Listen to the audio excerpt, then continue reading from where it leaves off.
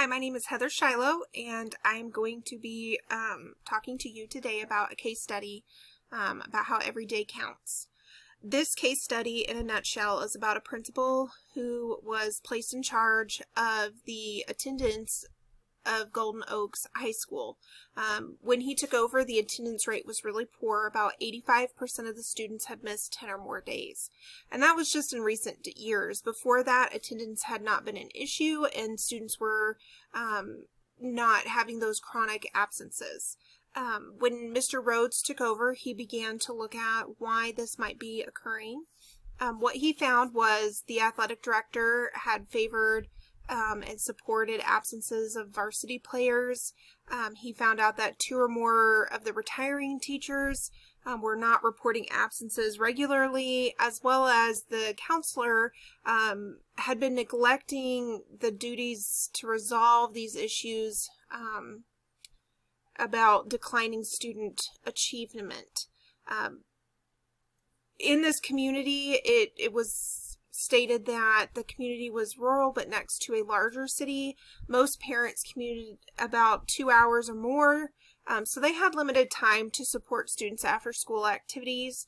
The school had a low turnover rate. Most teachers had 10 years or more experience. There was only 2 new teachers within the building. When Mr. Rhodes took over this school, the superintendent, Dr. Newman, expressed his concern over the attendance. He addressed with Mr. Rhodes that the school board policy was aligned with state law, which meant excused absences were only for illness, death of immediate family member, inclement weather, or a valid reason which needed to be excused by the principal ahead of time. 5 unexcused absences could result in 10 points from a student's total number of points for that quarter, and that was kind of left to teacher discretion. And then the superintendent suggested that Mr. Rhodes work with social service and the juvenile court to remedy the issue, since the school district had a really good rapport with them. Mr. Rhodes decided to focus on 5 students, so he kind of chose 5 students to look at out of the 659 who had missed 10 or more days during that first semester of school.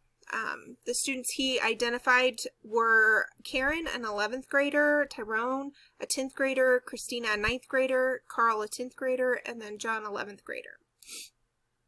So when we look at this case study, it's important to know, why is this important? There are legal and ethical issues that are going on here. Prince versus Massachusetts kind of established that the state had the right to require students to go to school, whether or not parents found it important. School benefited the society as a whole, and it is a required thing. So taking attendance is important because that is our record on who is in school. So what does this mean for the teachers? Lack of records can impede legal proceedings. Sometimes in different kind of disputes, they might need some attendance records, and if we don't have good records as teachers, we're not able to provide those when needed. You might not be able to address student needs. So if a student needs counseling services or tutoring services, if they're not in the building, they can't receive those services. And then looking at this particular case, there could be possible discrimination within attendance approvals because they're not following policy. It could be looked at as a discrimination issue. What this means for students is they have a decline in their grades, obviously because they miss their work in class and their exams, and then they might have to address that with the truancy officer. In this case, what happened, in a nutshell, is that Golden Oaks High School had experienced a decline in regular student attendance caused by teacher and staff not upholding the district's attendance expectations, and a lack of parent support and low accountability. So when looking at that, we want to look at what are the facts of the case. The facts of the case are Golden Oaks High School is a suburban community. There are 965 students. It is a high school, so it's grade 9 through 12. They have opportunities for extracurricular activities. They have 11 team sports, 31 clubs. Most residents are middle income families. There are some that are higher income and lower income, but most of them are middle income. More recently, there have been Hispanic and Asian families that have moved into the area. Most parents commute 2 or more hours to work, and then there is a very low teacher turnover rate. When we look at the 5 focus students, Karen is a student who in 9th and 10th grade had mostly A's and B's. She was a part of the National Society. She was inducted into that in 10th grade. It was noted in her file that she got married right before 11th grade in August. There wasn't a contact made from the counselor, and parents had called the counselor requesting a conference with their teacher. She had missed 1 midterm exam within that first semester. Tyrone was a 10th grader. He was in honors programs. He missed 14 days in the first semester.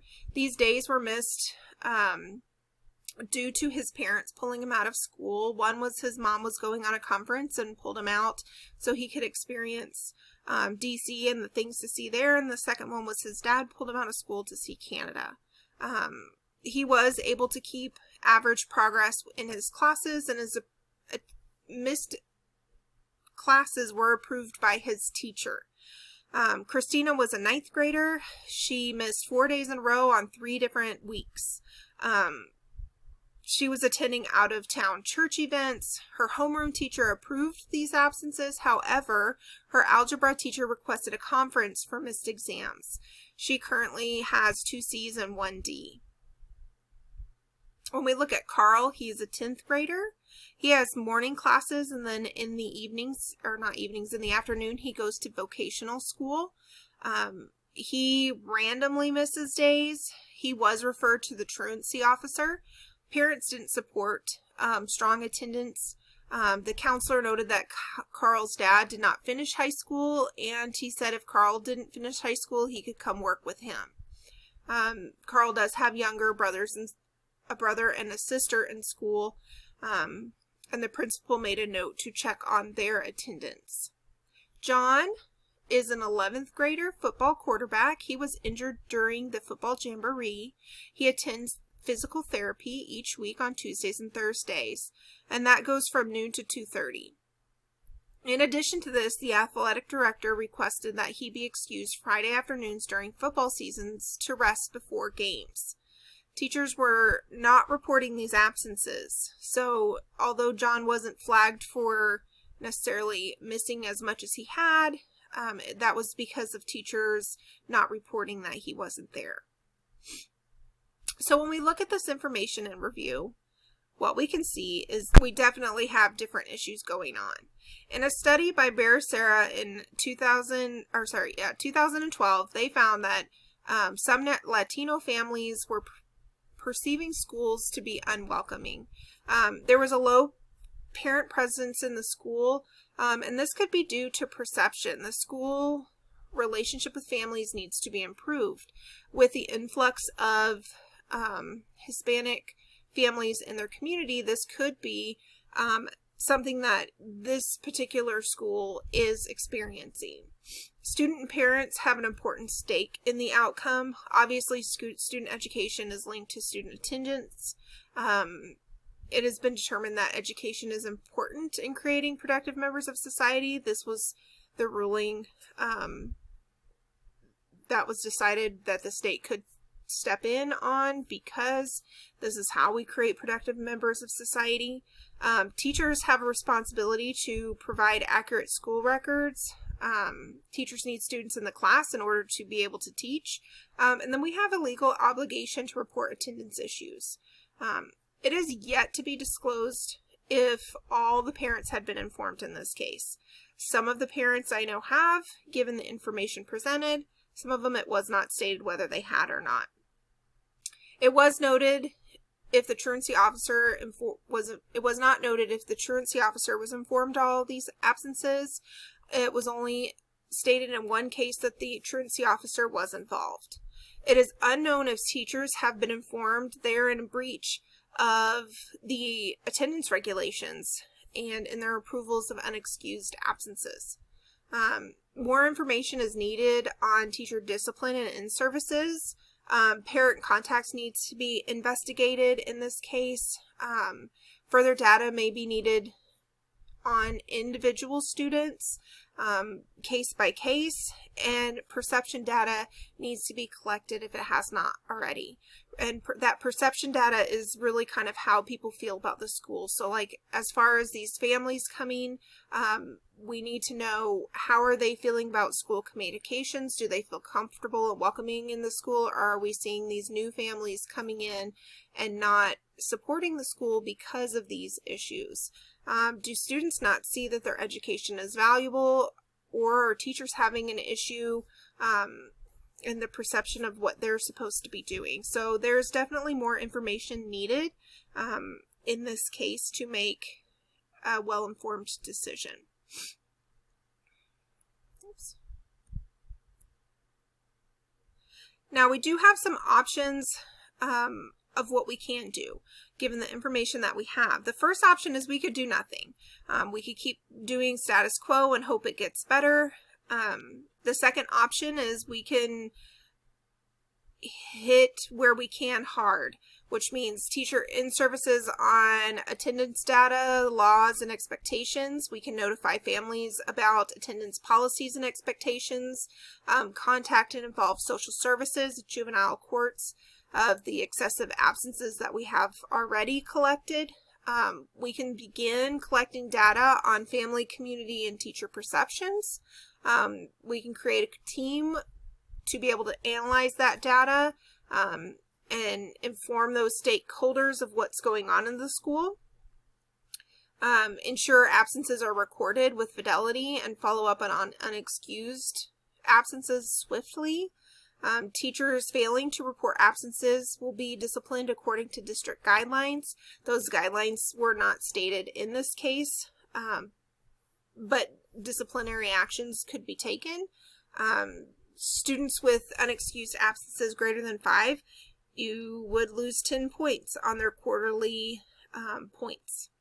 The third option could be a little less stringent. You could send out a perception survey first to the families and staff. Using that survey along with student demographic data, student achievement data, you can begin to look at patterns in attendance. You would involve staff in this step.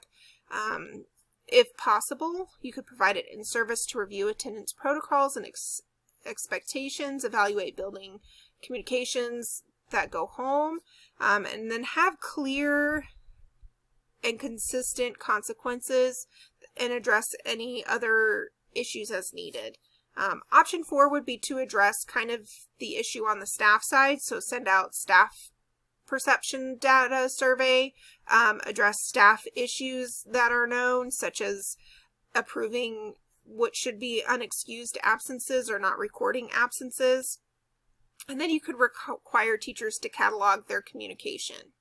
Option 5 would be more looking at the parent side of things. So looking at, can we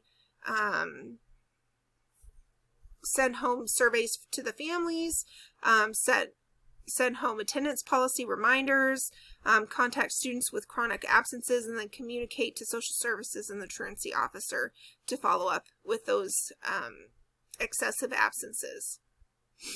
When I evaluate the options, if we do option 1, we're really looking at kind of continuing that status quo. That would continue to grow our student absences, and our students would continue to decline in their learning goals. And honestly, the school wouldn't be able to function. Students need to be in school for students to learn and for the school to be able to be effective. Option 2, while this option uses policies to handle the issue, it could be perceived as a little overwhelming or harsh. It does not take into account teacher input or showing why that attendance matters to staff. There may be limitations on disciplinary actions because it wasn't really stated what those actions are. There could be some limits to that. making changes before data is collected could prove risky. And then sometimes small changes are most effective if they're the right changes.